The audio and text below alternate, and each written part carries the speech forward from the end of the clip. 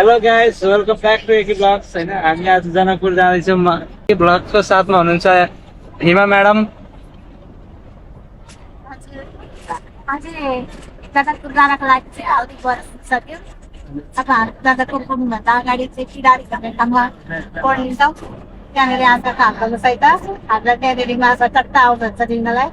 अनि हामीले मामाको अनि भोलि हाम्रो मामाले जनकपुर मन्दिर गइदिन्छ।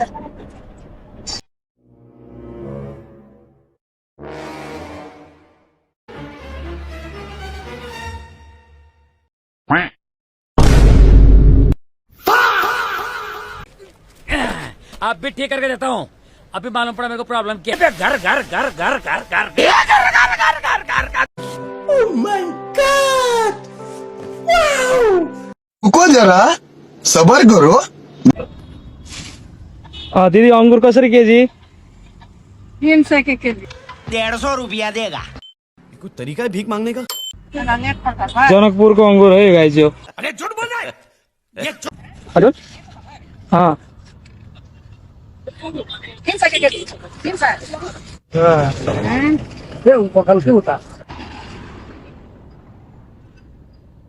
यो हेर त ल, यो पुत्ता कहाँ बनाएको?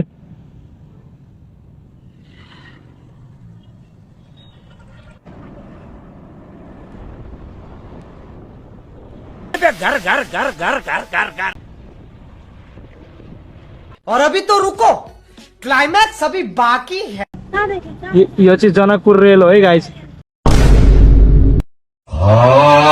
जनकपुर है गाइज। त्यहाँ यहाँनिर यी भेहिकल्सहरू धेरै चल्दो रहेछ। City safari pure electric, no carbon emission.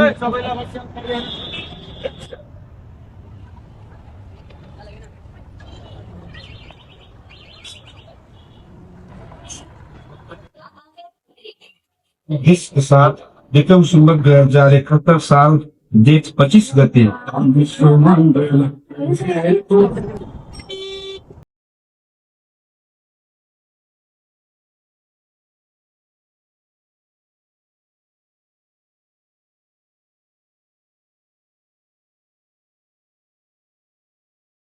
Janakpur धाममा एकदम राम्रो लागिरहेछ। आजसम्म 4 पल्ट आएको यो पल्ट राम्रो जनकपुर।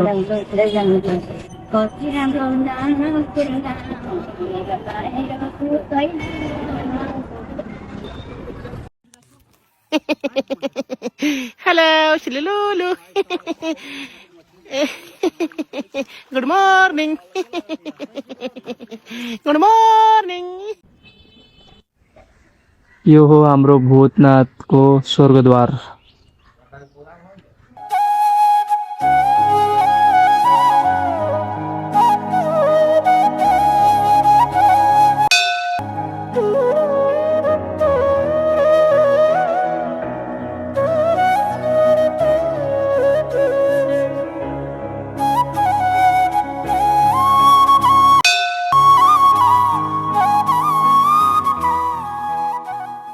यो राजदेवी मन्दिर हो।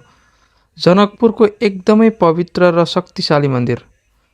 यो मन्दिरलाई किङ जनकको कुलदेवीको मन्दिर पनि भनिन्छ, जसको कारण यो ठाउँको मान्यता अझ बढ्छ। अब यहाँभित्र जानुभन्दा अगाडि हामी जुत्ता खोल्छौँ।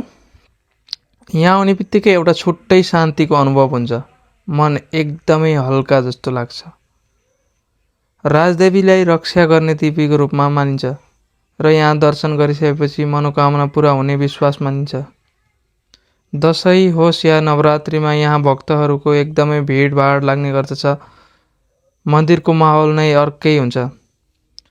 यो ठाउँ एउटा मन्दिर मात्र होइन, यो एउटा आस्था, शक्ति र शान्तिको केन्द्र हो। यो चाहिँ रुखमा हाम्रो देवता प्रकट हुनुभएको मानिन्छ।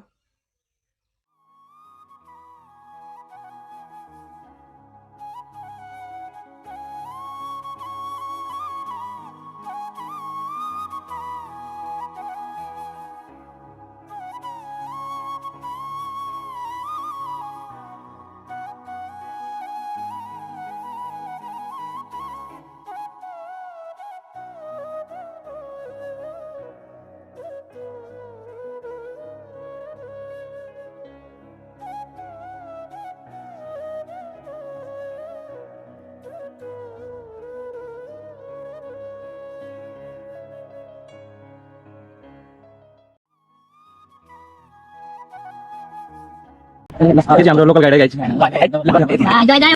हेलो गाइज, म आएको छु यो 56 कोटी भगवानहरूको मूर्ति भएको मन्दिरमा। धेरैले सोच्ने गर्छन् यहाँ 56 करोड मूर्तिहरू छन्, तर कोटीको अर्थ केवल सङ्ख्या होइन, रूप हुन्छ। यसको अर्थ भगवानका अनगिन्ती रूपहरूको प्रतीक हो।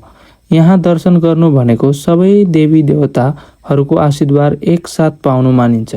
सानो स्थान भए पनि यसको अर्थ निकै गहिरो छ। जनकपुर धाम आउँदा यस ठाउँलाई नभुल्नुहोला।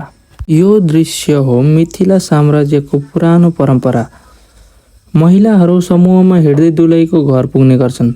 यो केवल एउटा रसम नभई विवाहको परिचालन हो, जसमा महिलाहरूले सबै व्यवस्था सम्हाल्छन्। यस दृश्यले महिलाको शक्ति र नेतृत्वको प्रतीक जनाउँछ। जनकपुरमा सबै मन्दिरहरू राम सीताको लागि मात्रै प्रसिद्ध छैनन्। यो हो मिथिला बिहारी मन्दिर। बिहारी अर्थात् हाम्रो कृष्णजी र राधाको लागि प्रसिद्ध यस मन्दिरमा। यो भगवान कृष्णको आराधनाको ठाउँ हो। मिथिलामा कृष्ण भक्तिको पुरानो परम्परा देखाउँछ। यो मन्दिर मिथिलाको धार्मिक एकताको प्रतीक हो। यो हो परशुराम तलाउ। यहाँ माछालाई भोजन गराउँदा पुण्य प्राप्त गरिने मानिन्छ।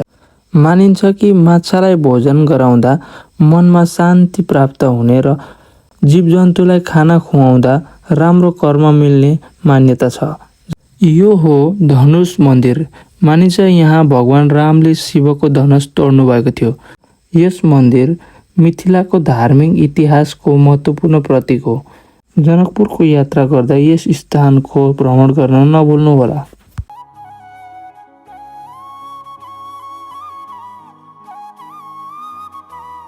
यस्तै भिडियो हेर्नलाई एके ब्लगलाई सब्स्क्राइब गर्न नभुल्नुहोला। धन्यवाद।